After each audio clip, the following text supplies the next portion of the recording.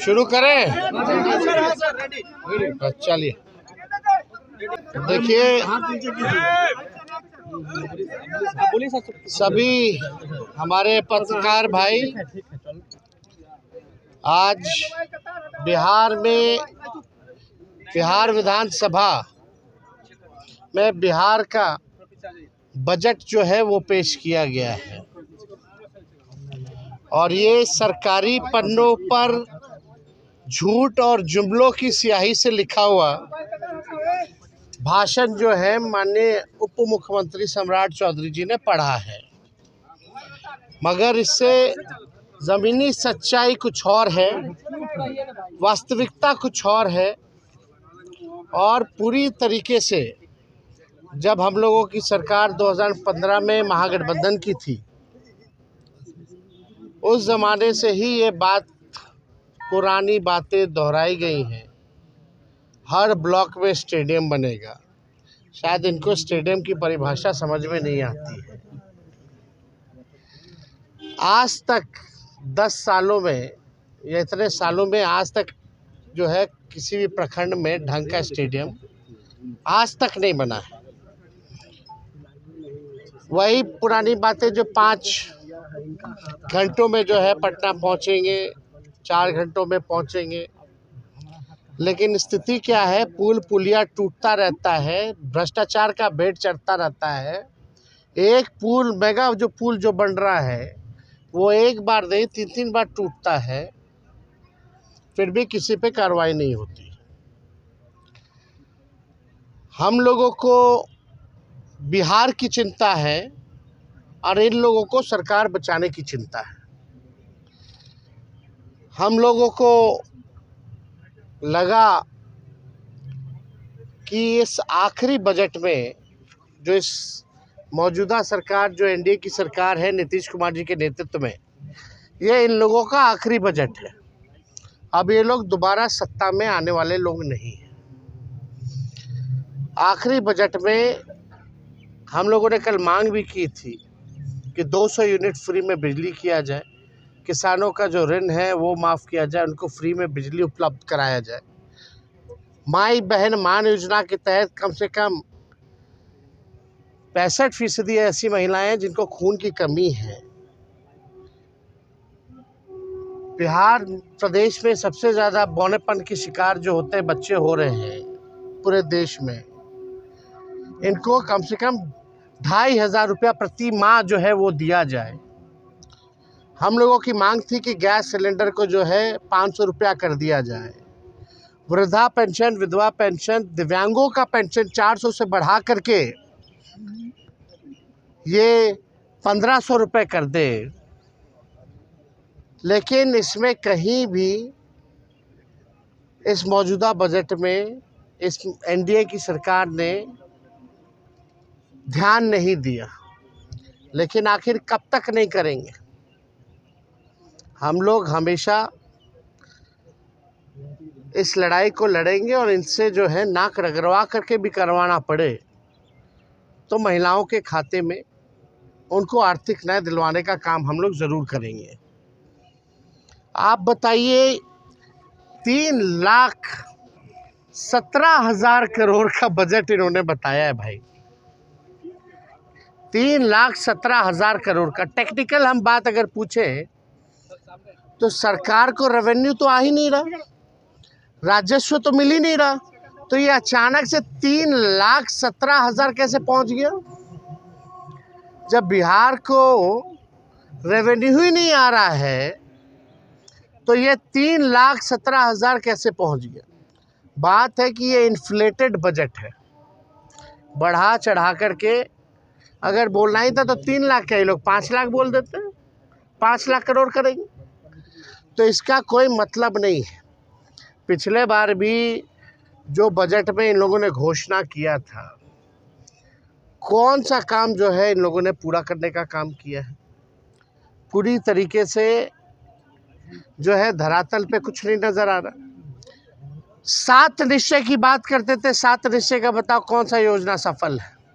7 निश्चय 2 की बात करते थे, बताओ 7 निश्चय 2 की योजना कौन सी सफल है? कोई तो योजना सफल नहीं हो पा रहा। ये पूरी तरीके से बिहार के हित में ये बजट है ही नहीं। ये केवल कागज़ों पर जो है ये बजट जो है केवल रह जाएगा, जैसा कि हम लोगों ने पूर्व में भी देखा है। केंद्र सरकार ने धोखा दिया, बिहार के साथ सौतेला व्यवहार किया है।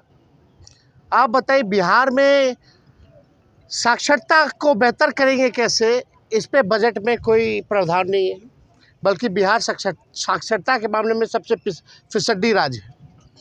प्रति व्यक्ति आय बिहार सबसे पीछे है पूरे देश में। प्रति व्यक्ति निवेश बिहार जो है सबसे पीछे है। किसानों की आय में सबसे पीछे है। सबसे ज़्यादा पलायन बिहार में है। सबसे ज़्यादा गरीबी और बेरोजगारी बिहार में है। कहीं कारखाने खोलने की बात नहीं कही गई, कहीं फैक्ट्री लगाने की बात नहीं कही गई। कहीं भी आप देखिएगा नौकरी रोजगार कैसे नौजवानों को उपलब्ध कराएंगे, इसकी बात नहीं की गई। कैसे पेपर लीक रोकेंगे, इसकी बात कहीं नहीं कही गई। पूरी तरीके से लॉ एंड ऑर्डर के बारे में कोई चर्चा नहीं, बल्कि अपराधी जो हैं आजकल प्रशासन के लोग जो है वो असुरक्षित महसूस कर रहे हैं।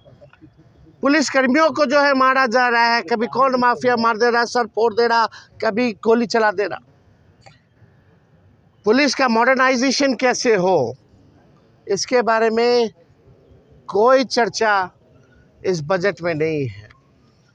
पलायन को हम कैसे रोकेंगे, इसके बारे में कोई चर्चा नहीं। बंद चीनी मिल हो, जूट मिल हो, इसको कैसे खुलवाएंगे, इसके बारे में कोई चर्चा नहीं है। दिव्यांग भाइयों के बारे में कोई चर्चा नहीं है। महिलाओं को आर्थिक न्याय देने के बारे में कोई चर्चा नहीं है। ये हवाई फलना चीज़ चलाएंगे, फलना चीज़ चलाएंगे। अरे तुम बस चलाओगे, कुछ चलाओगे तो बताओ कितना बस चलाओगे, कहाँ से चलाओगे, कौन से शहरों में चलेगा, या कैसे ट्रेनिंग दिलवाइएगा, क्या है उसका। केवल हवाई नॉर्मल बिहार ट्रांसपोर्टेशन का बस तो चल नहीं पाता है। आप लोगों ने भी देखा होगा बिहार में ट्रांसपोर्टेशन नाम की कोई चीज़ नहीं है। और फलना बातें जो है कही जा रही है। गरीबी, बेरोजगारी, पलायन, महंगाई, मिडिल क्लास फैमिली हो या गरीब परिवार हो, महंगाई से सब लोग अफेक्टेड है, लेकिन महंगाई के बारे में कोई चर्चा नहीं की गई। यह पूरी तरीके से बेकार का बजट है, बिहार के हित में नहीं है। और इन लोगों को कोई बिहार कैसे अव्वल राज्यों में आए, बिहार के लोगों की तरक्की कैसे हो, इन लोगों को कोई चिंता नहीं है। हालांकि कल हमारा इस पे डिटेल में सदन में भाषण होगा। उस भाषण में एक एक चीज़ का जो है इन लोगों का पोल हम लोग खोलने का काम करेंगे। झूठ का पुलिंदा चलने वाला नहीं है। हम तो अपेक्षा किए थे ज़रा बता देते कि गुजरात को क्या क्या मिला, भारत सरकार में क्या क्या गुजरात को दिया और क्या क्या बिहार को दिया, इसके बारे में भी चर्चा करनी चाहिए थी। बताना चाहिए था कि बिहार को केंद्र सरकार ने कितना दिया और गुजरात को कितना दिया। तो इसके बारे में कोई चर्चा नहीं। हालांकि अब इस सरकार से बिहार की जनता मायूस तो पहले से ही थी, और इस बजट के बाद ना उम्मीद और इस सरकार से विश्वास जो है लोगों का उठ चुका है। और आने वाले चुनाव में इन एनडीए के लोगों को बिहार की जनता जो है सबक सिखाने का काम करेगी। महिलाओं के लिए बीजेपी ने बाकी राज्यों में फ्रीबीज का ऐलान किया है, ऐलान नहीं। तो आपको लगता है कि चुनाव नजदीक आएगा तब बीजेपी इस तरीके का ऐलान करेगी? भैया हम लोग लगे हुए, हमने शुरू में भी प्रेस कॉन्फ्रेंस में कहा और हमने कल मांग भी की थी कि अगर माई बहन मान योजना का कॉपी भी करना तो कर लीजिए। हमने डेटा भी दिया था। नेशनल हेल्थ का जो सर्वे जो हुआ था उसमें बिहार जो है महिलाओं को खून की कमियां हैं, 65% महिला, बहुत बड़ा है। बच्चे जो पैदा होते हैं बौनेपन का शिकार हो जाते हैं, जो भविष्य है। महंगाई है, गरीबी है, इनको आर्थिक न्याय मिलना चाहिए। तो सरकार कितना भी कोशिश कर रहे हैं, हम लोगों को जो भी करना पड़े इन महिलाओं को आर्थिक न्याय दिलाने की, ये हम लोग हमेशा मजबूती ढंग से हम लोग जो है इस बात को मनवाएंगे। और ये लोग नहीं करेंगे तो आने वाला जो हम लोगों का सरकार होने जा रहा है, पहले महीने से ही माई बहन मान योजना, इस योजना की शुरुआत करेंगे और माताएं बहनों को 2500 रुपया हम लोग देंगे। काफी खुश लग रहे थे सम्राट चौधरी का पीठ ठोका। भाषण खोखला था तो पीठ ठोक करके नजर उधर करना था। आपसे भी बातचीत नीतीश कुमार के इशारों में हो रही थी। अब इशारों में तो सबका जो जाता है उसी को बोलते हैं कि आप ही लोग हैं अब भविष्य। आपसे भी इशारों में जो नया लोग मिलता है, नीतीश कुमार जी की आदत है, अब तो आप ही को संभालना है, अब तो आप ही को देखना है। ये भी तो ये तो आदत है। अरे पीठ ठोके ना ठोके, इससे क्या फर्क पड़ने वाला है? आप कोई भूले नहीं है, आपसे भी इशारों में बातचीत हुई है। क्या वो तो हर किसी को इशारा करते रहते हैं। कभी मुंह चबा चबा करके कर रहे थे, हम बोले हम पल्स खा रहे दिखा रहे थे, हमको इशारा कर रहे थे काय मुंह चबा रहे हो। अच्छा। बड़ा नोटिस कर रहे थे हम पे। फिर हमने देखा है भाई पल्स, खाना खा के आए थे तो लंच करके आए थे तो हम पल्स लिए हुए थे, पल्स खा रहे थे। कोई बगल के एक मंत्री जो है नाक खोद रहे थे तो उनको भी नाक खोद करके दिखा रहे थे कायला खोद रहे। तो ये तो मुख्यमंत्री जी की आदत है। अब इसमें नहीं, हम कहाँ कौन होते हैं भाई, हमारी हैसियत है। और ऐसा नीतीश जी जैसा कोई मिमिक्री कर सकता है क्या? कोई नहीं कर सकता। अच्छा, ये संभव आपको लगता है कि चुनाव के कुछ महीने पहले फ्री बीज की कुछ घोषणा हो जाए, जो आज कही गई है?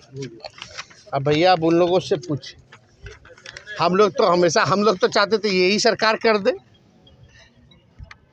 और नहीं करेगी तो हम लोग करेंगे। सुनील सिंह मामले में सुप्रीम कोर्ट का फैसला आया, उसके बावजूद जो है सदन में प्रवेश नहीं किया जा रहा है। ये तो तानाशाही है ना भाई। अब नियम कायदा, नियमावली, संविधान, ये एनडीए के लोगों को कोई मतलब है इससे? सुप्रीम कोर्ट का ऑर्डर कोई मतलब थोड़ी रह गया है। इसी को ना असल में गुंडा राज और तानाशाही कहते हैं।